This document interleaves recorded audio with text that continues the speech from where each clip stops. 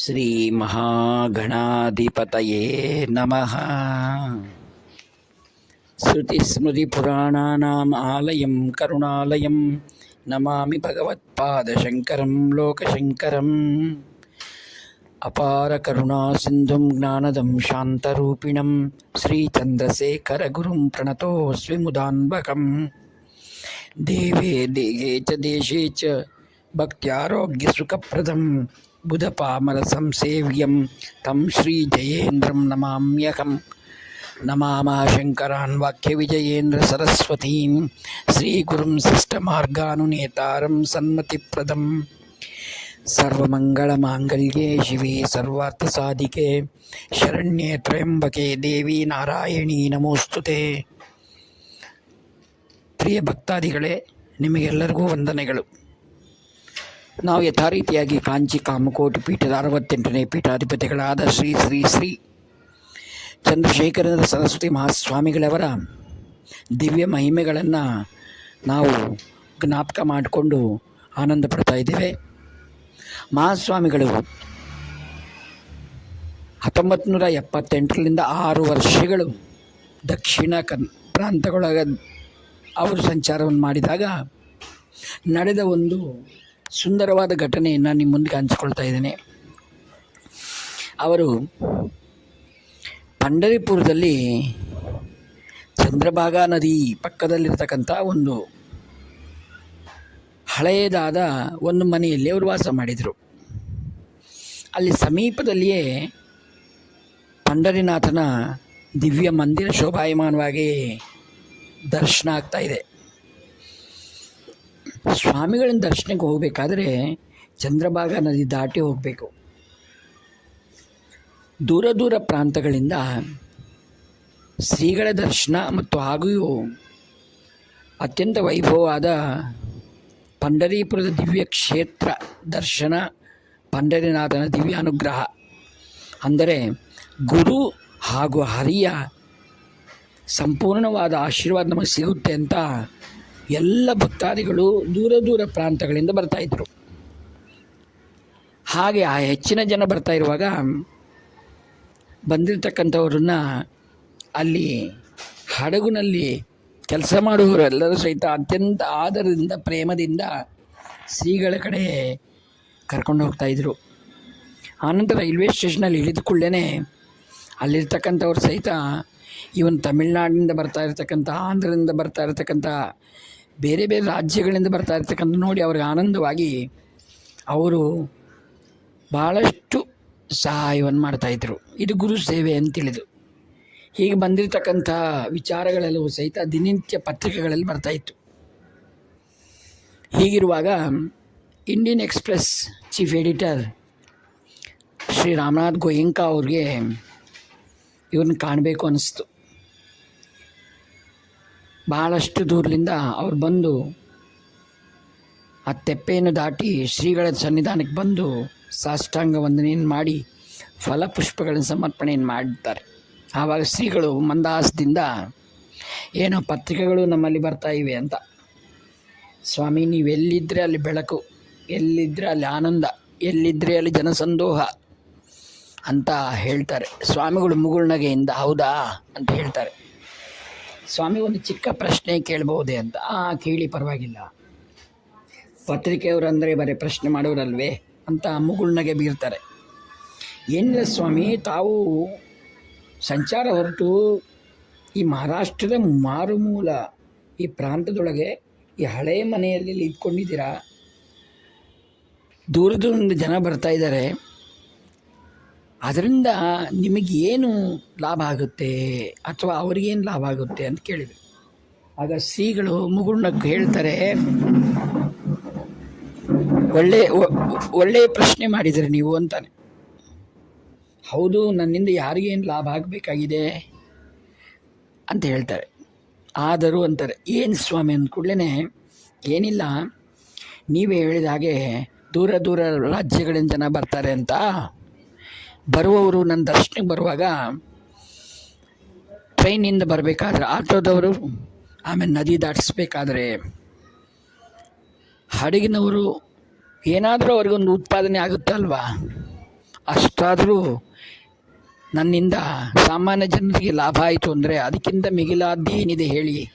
ಒಬ್ಬ ಮನುಷ್ಯ ಇನ್ನೊಬ್ಬ ಮನುಷ್ಯನಿಗೆ ಇಷ್ಟಾದರೂ ನಾವು ಸಹಾಯಕ ಆಗ್ತಾಯಿದ್ದೀವಿ ಅಂದರೆ ಇನ್ನು ವಿಠಲನಿಗೆ ಅದಕ್ಕಿಂತ ಪ್ರಿಯವಾದದ್ದು ಏನಿದೆ ಅಂತ ಹೇಳಿದರು. ಇಷ್ಟು ಸರಳವಾಗಿ ಸಾಮಾಜಿಕ ಪ್ರಜ್ಞೆಯನ್ನು ಕೂಡಿಕೊಂಡಿರ್ತಕ್ಕಂಥ ಉತ್ತರವನ್ನು ಹಿಡಿದುಕೊಳ್ಳೇ ಆಶ್ಚರ್ಯವಾಯಿತು ರಾಮನಾಥ್ ಗೋಯಂಕ ಅವರಿಗೆ.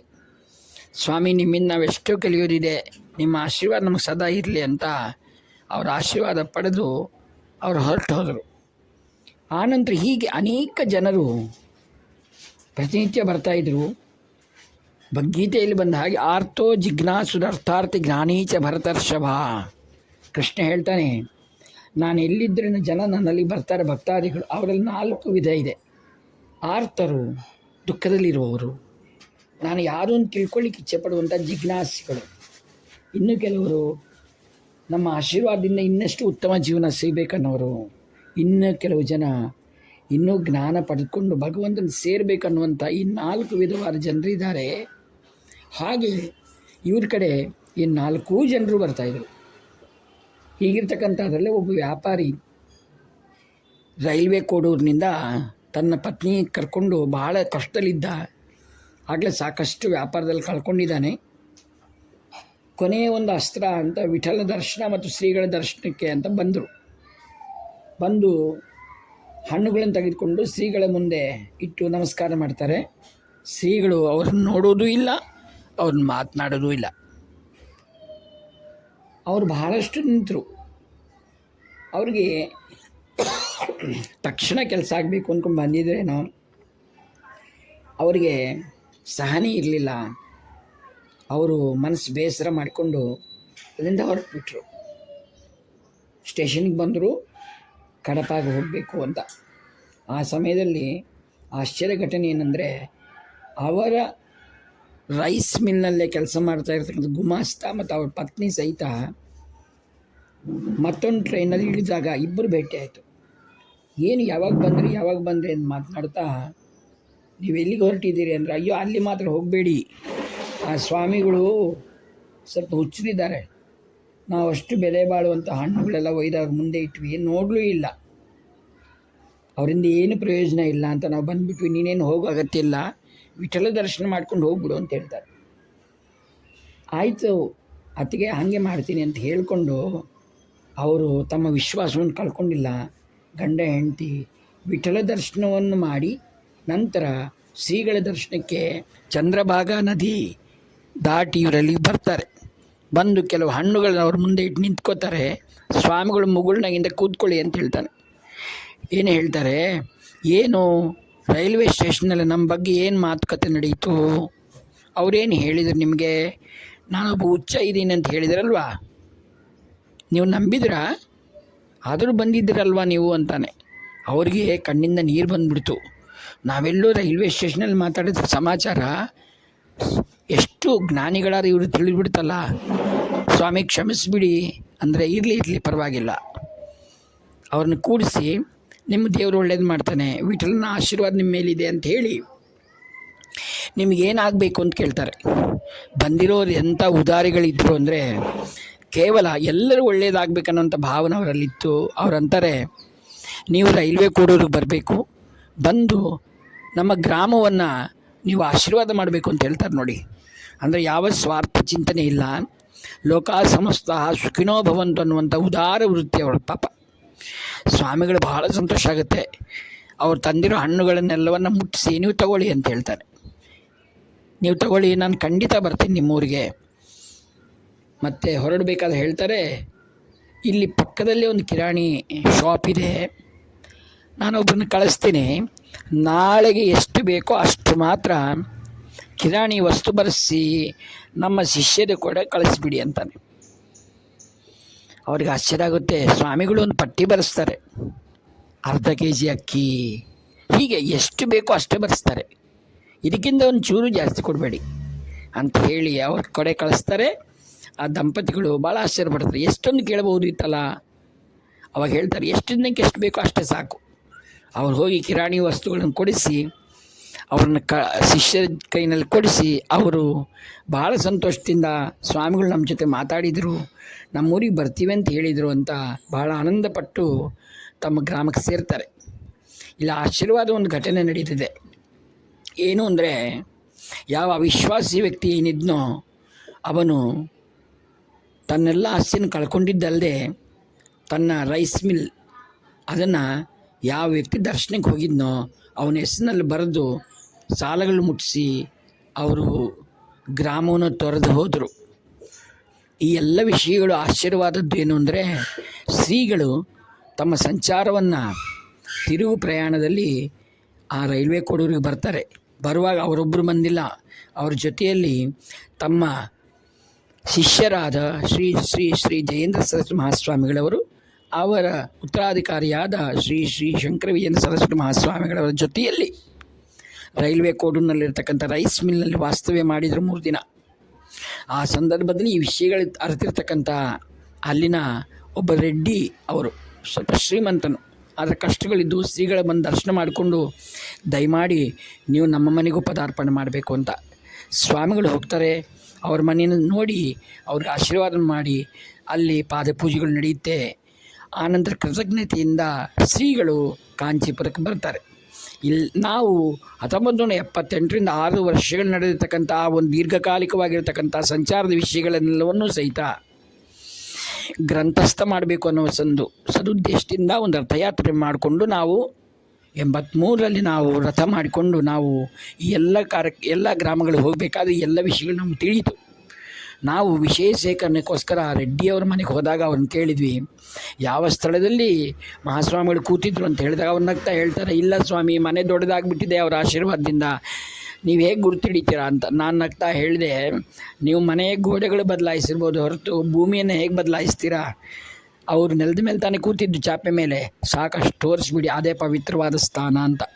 ಅವ್ರು ಭಾಳ ಸಂತೋಷಪಟ್ಟು, ನಿಮ್ಮ ರಥದ ಯಾತ್ರೆ ಯಾವಾಗ ರೈಲ್ವೆ ಕೊಡೋರು ಬರುತ್ತೆ ಅಂತ ಹೇಳ್ತಾರೆ, ಇಂಥ ದಿವಸ ಅಂತ ಹೇಳಿದಾಗ ಭಾಳ ಸಂತೋಷಪಟ್ಟು ತನ್ನ ಬಾಂಬೆಗೆ ಹೋಗಬೇಕಾಗಿರ್ತಕ್ಕಂಥ ಕಾರ್ಯಕ್ರಮ ಮೊಟಕು ಮಾಡಿಕೊಂಡು ಅವ್ರು ಹೇಳ್ತಾರೆ, ನಿಮಗೆ ಏನಾಗಬೇಕಾಗಿದೆ ಹೇಳಿ, ನಾನೆಲ್ಲ ವ್ಯವಸ್ಥೆ ಮಾಡ್ತೀನಿ ಅಂತ.